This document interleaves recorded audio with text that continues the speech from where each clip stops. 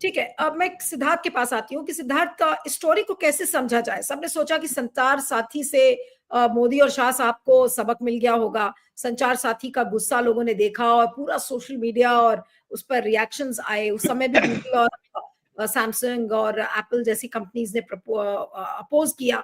ये तो ऐसा लग रहा है कि अगर एप्पल, गूगल और सैमसंग प्रोटेस्ट नहीं करे तो ये तो खबर आती ही नहीं बाहर। ये तो प्रोटेस्ट किया, रॉयटर्स जैसी कंपनी ने, विदेशी मीडिया ने उसको कवर किया और इसलिए ये बातें आज पता चल रही है। वरना तो आपके और हमारे फोन्स में ये टेक्नोलॉजी डाल दी जाएगी और किसी को पता भी नहीं चलेगा। ये कितना बड़ा धोखा कर रहे हैं मोदी और शाह साहब। आज लोगों की जिंदगी से खिलवाड़ करने की कोशिश कर रहे हैं इस टेक्नोलॉजी के द्वारा। जी, मेरे ख्याल से धोखे से ज्यादा ये एक प्रयोग है, धोखा देने की कोशिश की जा रही है। अभी तक इन्होंने धोखा दिया है या नहीं कह नहीं सकते, लेकिन धोखा देने की कोशिश जरूर है। होता यह है कि दुनिया भर में कहीं भी सरकार नाम की जो इकाई होती है उसका काम ही होता है, एक तरफ नागरिक होता है, संविधान होता है, दोनों के बीच में योग। योग को शुद्ध शुद्ध हिंदी में कहा जाए तो जिसको इंग्लिश में प्लस मार्क कहा जाता है, तो सरकार का काम होता है, एक तरफ संविधान है, एक तरफ नागरिक है, दोनों के बीच में वो एक ब्रिज का काम करे, दोनों के बीच में योग रखे।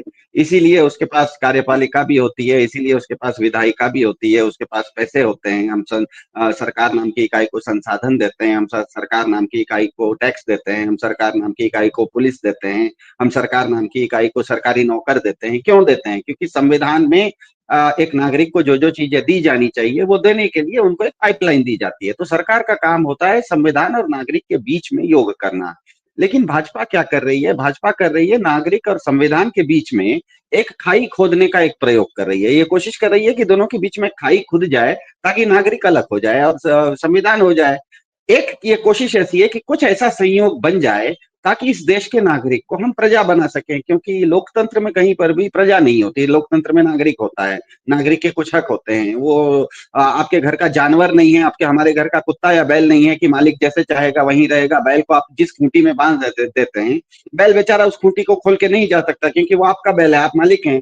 तो आपको लोकतंत्र में तो नागरिक ऐसा नहीं होता, वो तो स्वतंत्र होता है, तो सरकार को भी बदल देता है, वो कुछ भी बोल लेता है। लेकिन जहां पर रोज लोकतंत्र नहीं रहता वहां पर नागरिक नहीं होता है, वहां प्रजा होता है। राजा जो चाहता है प्रजा उसके अनुसार काम करता है। तो सबसे बड़ा ये जो आपने आज ये खुलासा आप कर रहे हैं, इसमें सबसे बड़ा मुझे आश्चर्य ये है कि एक तरफ है हिंदुस्तान की सरकार हिंदुओं का ही फोन टैप करने की बात कर रही है, वो टैप करने के लिए हिंदुस्तानी कंपनी से वो बात कर रही है। ये बात भी कब की? जून में की, मतलब 6 महीना पहले।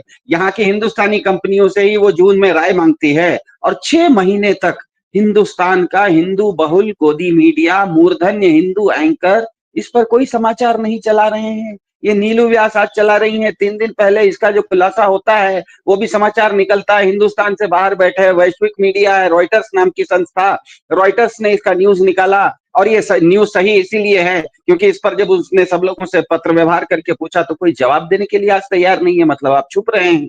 तो ये है क्या? लोग ये जो लोकेशन की बात करते हैं, हमारे फोन में भी व्हाट्सएप, हम किसी दोस्त से मिलने जा रहे होते हैं तो दोस्त बोलता है अपने हमको व्हाट्सएप लोकेशन भेज दो। तो जैसे ही वो कहता है हमको व्हाट्सएप लोकेशन भेजने के लिए, तो सबसे पहले फोन के सेटिंग में जाके हमको एक जीपीएस ऑन करना पड़ता है। वो जीपीएस अपने आप में ऑफ रहता है, हमको जब जरूरत होती है तो ऑन करते हैं, क्योंकि हमको जिस समय जरूरत नहीं होती, आप अगर 24 घंटे अपने जीपीएस फोन का जीपीएस ऑन रखिएगा, आपका फोन का बैटरी भी चला जाएगा और आपका डेटा भी चला जाएगा, दोनों खत्म हो जाता है।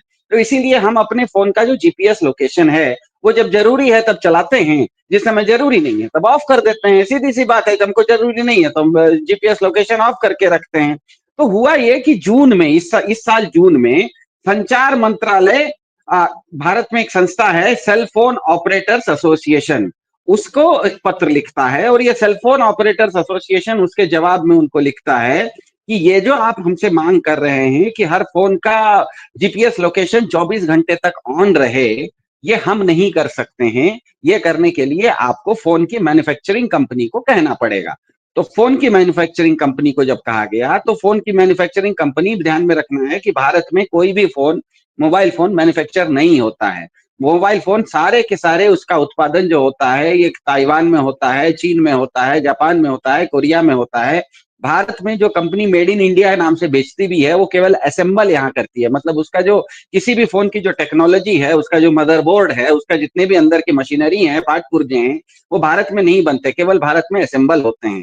तो जैसे ही ये पत्र जाता है तो दुनिया की जो सबसे दो बड़ी कंपनियां हैं फोन बनाने वाली, एप्पल और सैमसंग, ये भारत सरकार को स्पष्ट रूप से लिखती हैं कि आप इस तरह का काम नहीं कर सकते, इस तरह की व्यवस्था हम आपको नहीं दे सकते। वो इसीलिए नहीं दे सकते क्योंकि किसी चोर के घर में भी घुसने के लिए ना आपको एक वारंट की जरूरत पड़ती है। चोर के घर में भी पुलिस को जाना होता है तो एक वारंट चाहिए। पुट्टास्वामी केस था भारत में, 9 जजों की खंडपीठ थी, उसने एक जजमेंट दिया। अब वो जजमेंट कानून है कि मोबाइल फोन जो होता है वो व्यक्ति का ही एक्सटेंशन होता है। मतलब मैं जो व्यक्ति हूं, जैसे मैं कपड़ा पहना हूं तो ये मेरा कपड़ा है, आप मेरा कपड़ा निकाल नहीं, कोई भी मेरा कपड़ा जबरदस्ती निकाल नहीं सकता। वैसे ही फोन जो है वो व्यक्ति का ही एक्सटेंशन होता है और उसकी प्राइवेसी, व्यक्ति की प्राइवेसी के साथ साथ, उसकी निजता के साथ साथ उसके फोन का भी निजता हो जाता है। ये ऐसा ही है कि जैसे मैं बाथरूम जाता हूं तो बाथरूम का दरवाजा बंद करने का भी हक रख लेता हूँ। हर बाथरूम में दरवाजा होना स्वाभाविक है, वो आप रोक नहीं सकते। हर बाथरूम में दरवाजा होगा ही, बिना दरवाजे के बाथरूम हो नहीं सकता। तो भारत में तो आज भी अगर पुलिस को किसी चोर को पकड़ना है तो आज पुलिस पकड़ रही है ना, ऐसा तो नहीं है कि नहीं पकड़ रही है। वो उस चोर के बारे में मोबाइल कंपनी को कहती है कि इस नंबर का हमको ट्रैकिंग दो, और वो ट्रैकिंग वारंट के जरिए वो एक लिखित रूप में देती है, और मोबाइल कंपनियां उस फोन नंबर को का लोकेशन भारत सरकार को दे देती है, और भारत सरकार उस लोकेशन से कोई भी व्यक्ति कम करीब करीब 3-4 फीट के अंदर वो जहां है वहां पर उसको पकड़ लेता है। मतलब हम रोज पुलिस का केस देखते हैं कि फलाना मर्डर हमने सॉल्व किया क्योंकि हमने मोबाइल की ट्रैकिंग कर ली। तो कैसे आज तो आप ट्रैकिंग कर ही रहे हो, जिसकी भी आपको जरूरत लग रही है। भारत सरकार को किसी भी अगर और जिसने भी कोई अपराध किया है, असामाजिक काम किया है, उसका फोन को अगर ट्रैकिंग में डालना चाहती है भारत सरकार, तो उसकी व्यवस्था भारत सरकार के पास है। न्यायपालिका के पास जाती है, एक वारंट लेती है, उस वारंट को सेलफोन प्रोवाइडर को, एयरटेल को देती है, एयरटेल उस नंबर का लोकेशन आपको दे देता है। तो जब व्यवस्था आपके पास है तो आप ये नई व्यवस्था क्यों ला रहे हो भाई? क्योंकि भारत में तो यहां तक कि मैं पुट्टास्वामी जजमेंट की बात नहीं कर रहा हूं, भारत में तो यहां तक हुआ है कि अरविंद केजरीवाल केस में जब एप्पल को कहा गया था, ईडी ने कहा कि अरविंद केजरीवाल का फोन खोल दीजिए, तो एप्पल ने कहा हम तो एफबीआई के कहने पर उनका फोन नहीं खोले थे, तो आपके कहने पर कैसे खोल देंगे। और एप्पल ने जवाब दिया भारत सरकार को कि ध्यान में रखिएगा भारत सरकार, आपने यूनाइटेड नेशन मतलब संयुक्त राष्ट्र संघ में एक मानवाधिकार पर हस्ताक्षर किया है, universal treaty of human rights, उसके अंदर आपने खुद लिखा है कि भारत सरकार अपने नागरिकों के घर में नहीं झांकेगी।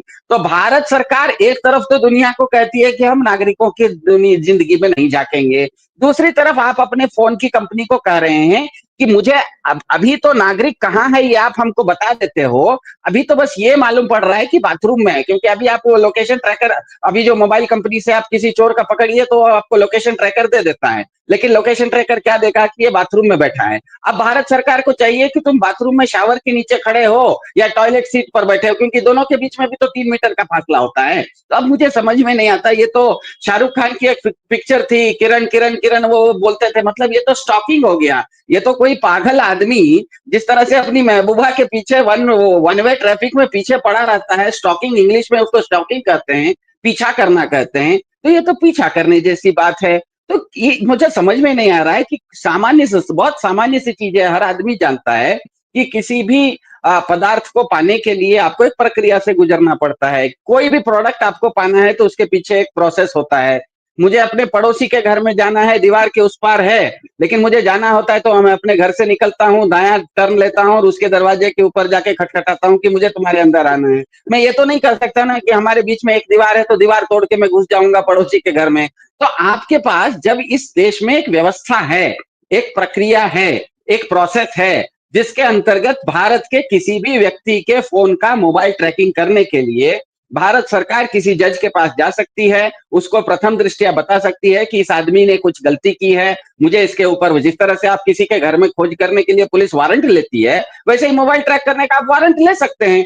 आप जब वारंट ले सकते हैं, आप वारंट लेते हैं, इसके जरिए क्राइम को आप सॉल्व कर रहे हैं, ऐसे में आप बिना वारंट के लोगों के फोन में जबरदस्ती एक ऐप घुसवा रहे हैं जिसमें कि वो लोकेशन ट्रैकर हमेशा ऑन रहेगा, मेरा फोन का बैटरी भी जल्दी खत्म होने वाला है, मेरा डेटा का चार्ज भी ज्यादा लगने वाला है। मतलब ये कैसे होगा? इसीलिए मेरे ख्याल से एप्पल और सैमसंग ने बहुत सही निर्णय लिया है क्योंकि ये चीज करना तो चाहते हैं, लेकिन ये संभावना तकनीकी रूप से इनके पास ताकत नहीं है। ये मोबाइल कंपनी जब तक वैसा फोन नहीं बनाएगी तब तक ये कानून लागू करने की इनकी दिल में हसरत तो बहुत है, लेकिन हसरत तो बहुत है कि महबूबा से मिले, लेकिन जेब में पैसा नहीं है कि महबूबा के घर तक जाने के लिए जो चाहिए वो है नहीं इनके पास टेक्नोलॉजी नहीं है। और सैमसंग और एप्पल जैसी कंपनियां, क्योंकि दुनिया भर में सबसे आश्चर्यजनक बात है कि आपने बताया इस बात को, मैं तो केवल दोहरा रहा हूं कि रॉयटर्स ने कहा है और माफ कीजिएगा, एप्पल और सैमसंग ने भारत सरकार को कहा कि दुनिया में कोई ऐसा देश नहीं है जो कि ये टेक्नोलॉजी की मांग कर रहा है,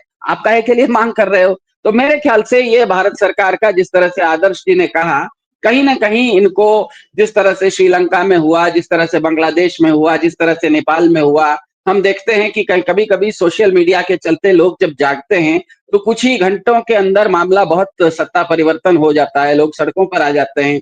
नेपाल ने तो यहाँ तक कर दिया कि सोशल मीडिया पर ही वोटिंग करवा दी और सोशल मीडिया के जरिए अपना नया प्रधानमंत्री चुन लिया। तो इन लोगों को डर है कि हम यहाँ किसी का प्रधान जी करके विश्व गुरु का ढिंडोरा पीट रहे, पता लगा कि भारत के लोग सोशल मीडिया पर जाके रात भर में किसी दूसरे को प्रधानमंत्री चुन ले तो क्या होगा।